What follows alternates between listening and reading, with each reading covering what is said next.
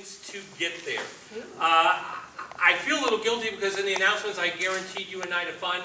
What I meant to say was that I always have a lot of fun.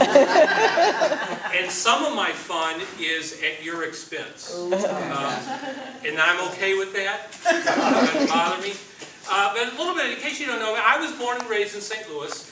And my earliest memories are baseball fan. So, being from St. Louis, baseball fan, I'm a Cardinals fan. Cardinal fan, exactly. Do we have any Cub fans? Uh-oh.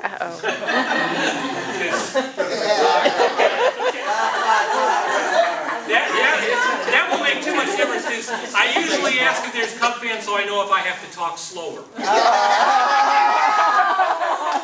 She's got the camera. She can make you. Yeah, she can make me look thin. You just blew that. I just blew that. I was doing a program once for a large group, and I said that about Cub fans, and this guy comes up to me at a break, and he looks down at me. I mean, he's huge. I mean, he's just a wall, and he's not big and heavy. He's just huge. And he looks down at me, and he says, "I'm a Cubs fan." It's like, oh, okay. And he points at two other guys that were in the room, and they were just like him. They were just mammoth guys. He says they were offensive linemen for Illinois. They're Cub fans.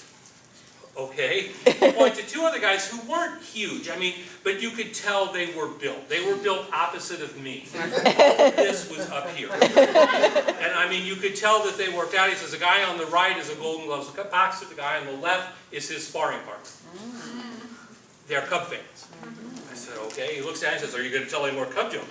I looked up and I said, well, not if I have to explain it 5 times. You can tell that about me. But I am a Cardinal fan, and my earliest memories are baseball. Playing baseball, watching baseball. In fact, one of my earliest memories is of the 1964 World Series, decades before most of you were born.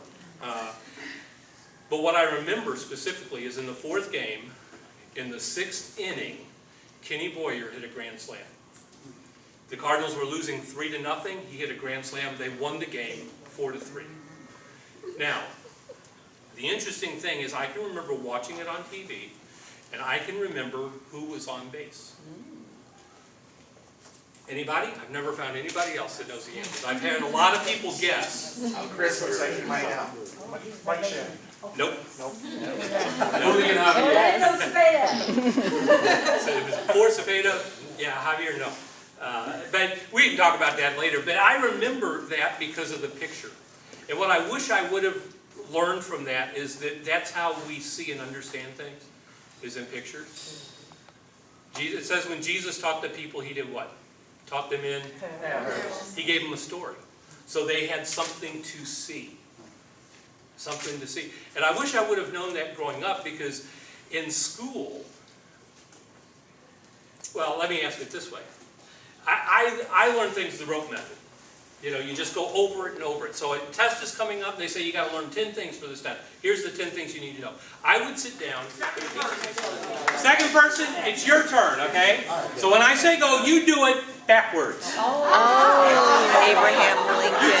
Wearing cheerleaders up. Okay, so now do it backwards. You're gonna. So you start with the face of Abraham Lincoln. Go back to the movie critic. Go. Okay. Do what I do. Okay. So do this. Okay. How many of you raised your left hand? Okay. See.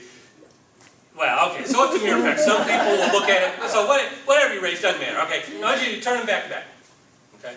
Now bring them over. Okay. Interlock your fingers. Make sure that your right thumb is on the bottom. Right thumb's on the bottom. Okay. So now you got that. Now stick your pointer fingers out. Okay. Stick your pointer fingers out. I got it. Okay. Point. Now, if I was not able to deceive you, if I did not deceive you, here's what I want you to do.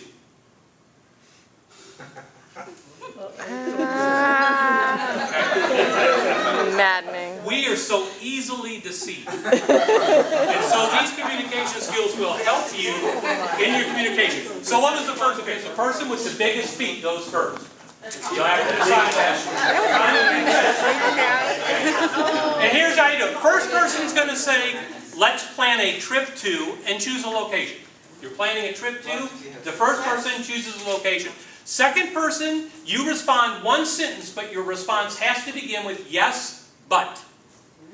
Yes, but. So first person says, let's plan a trip to, and picks a location. Second person says yes, but, one sentence. Then it goes back to the first person. First person, their response begins with yes, but. Okay, shake your head. At least one person in each group needs to know what I'm talking about.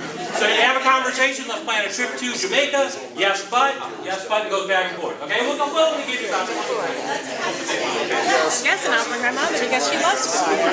Yes, and I'll bring snacks in the car. Okay, and yes, we'll have a lot of fun. And yes, let's set a date right away. Yes, March 1st. Okay, how'd it go? Girls Club of Greater St. Louis. And he's coming through that door.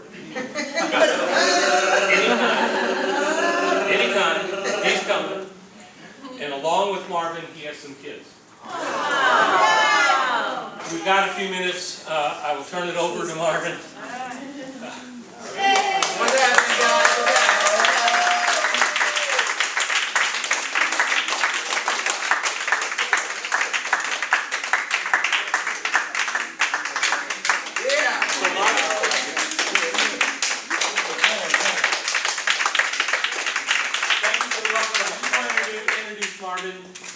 He's a guy I owe dinner to, and I keep saying, we gotta have lunch sometime, we gotta get together, and just schedules, I haven't been able to do it.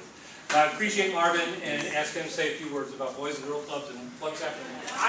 When I do these, I don't like to take just pictures, I like to take ta-da pictures. Ta-da! Okay, so what we're doing. You can't have that in the photo. Oh, now whose mic was that now?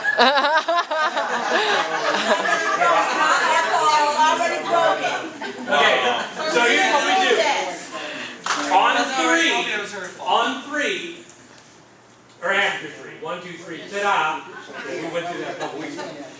People in front, arms out, ta-da. People in back, arms up high, ta-da. People in the middle don't hit anybody. Like jazz hands or something. All right. Okay, so before you run off, we're going to call Brent up, and I want to say that I hope you had fun, and even if it was an accident, maybe you learned something. And thank you so much for participating. I always have fun. I'm great at you guys, of course, were great.